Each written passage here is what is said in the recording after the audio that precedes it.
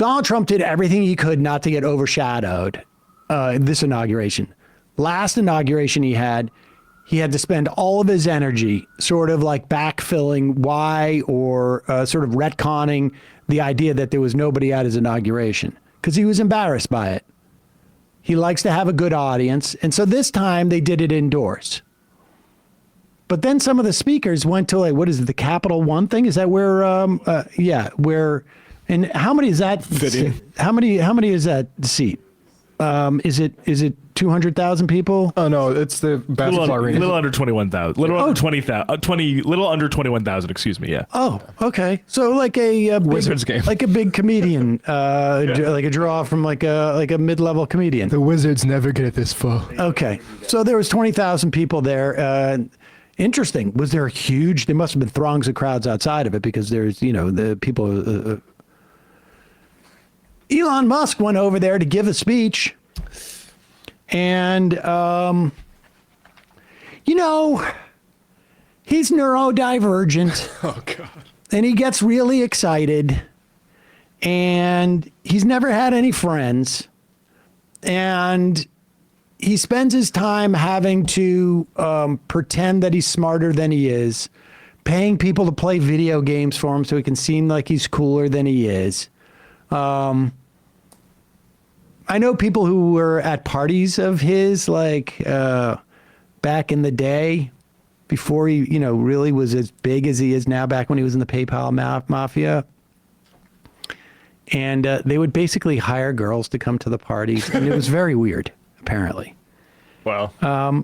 So he's awkward, and so here he is, just getting a little awkward at the beginning of this speech. This is number 8. This was a fork in the road of human civilization. Okay. There are elections that come and go. Some elections are, important, some are not. But this one, this one really mattered. And I just want to say thank you for making it happen. Thank you. Hold on, whoa. This is number 8, right? Clip number 8.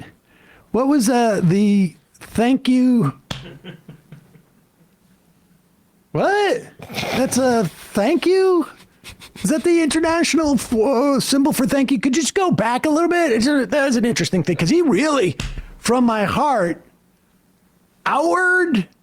Thank you. Is that what he's saying? Go ahead. Let's see. Mattered. And I just want to say thank you for making it happen. Thank you. Turn it around. Yeah. My heart goes out to you. It is thanks to you. My heart. Is that what he says next? My heart goes out to you? There's a little shiver in his voice when he's saying that. My heart goes out to you. I see. He really... That's the classic, my heart goes out to you. And then you just thrust your arm. Throw it up, throw your heart at a 45-degree angle towards the roaring crowd. Okay, and then, all right. I mean, everybody makes a mistake once. It was obviously not a premeditated thing. He's just getting excited. Apparently, NBC edited out the second one. Is that right? Okay, play these. And I just want to say thank you for making it happen. Thank you.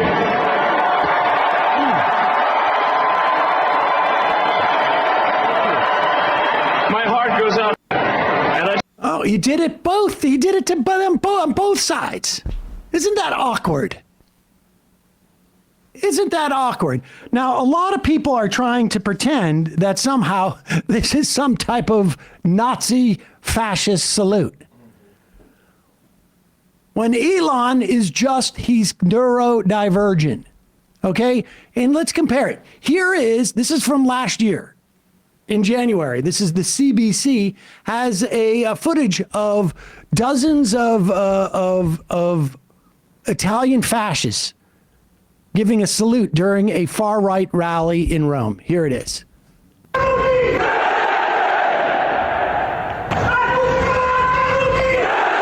Okay, now look.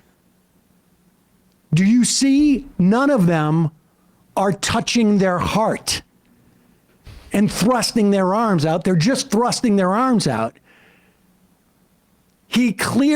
Musk was clearly saying, this is my heart. I send it out to you. Like thrusting it out. And, if that was the case, like, and some people have suggested it could be a Roman thing too. Right. Now, the Roman thing was actually just made up. In the 1800s by theater people. And then I guess apparently the Nazis adopted that in the same way that they also came over here and took like the Massachusetts State Police uniforms. They found them to be the most sort of like Nazi-ish, I guess, what they were going for. They're open to influence. But let's look at this guy, famed Roman, theatrical. Guy played a lot of Roman performances. Here he is. Oh. I don't speak Italian. What was he saying?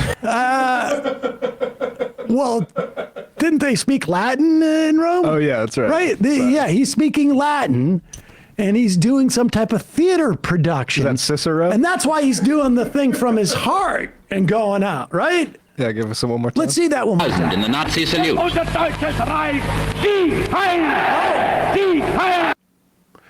Well, he's going out.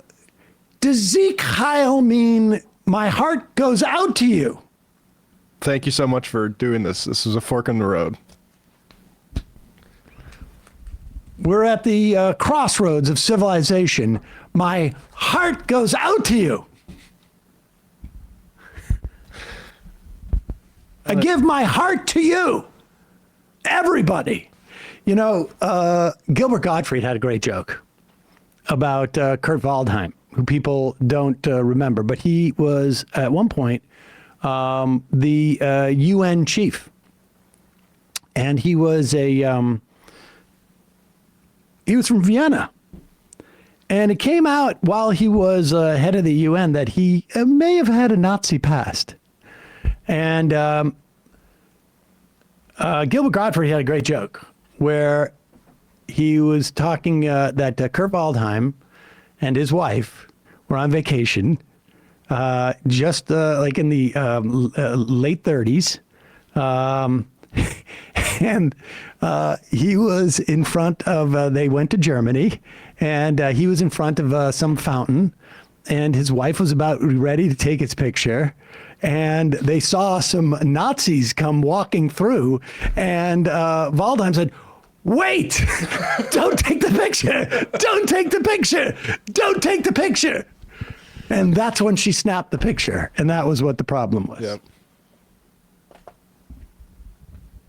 So,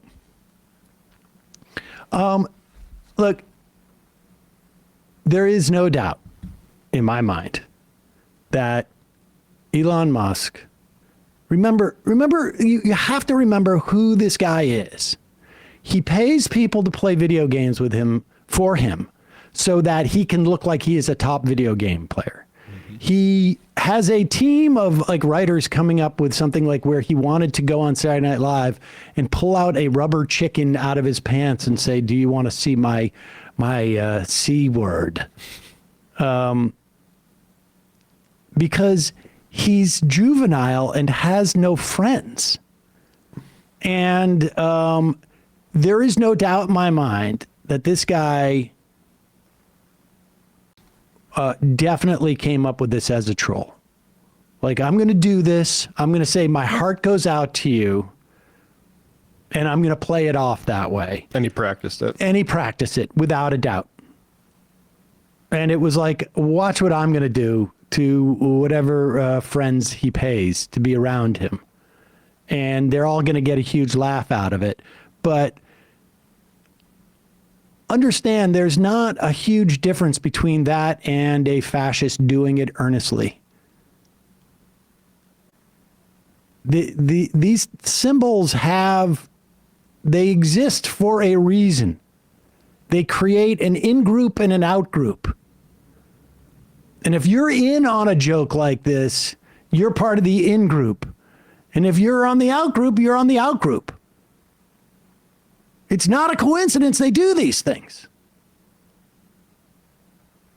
They do these things to create that in-group and out-group.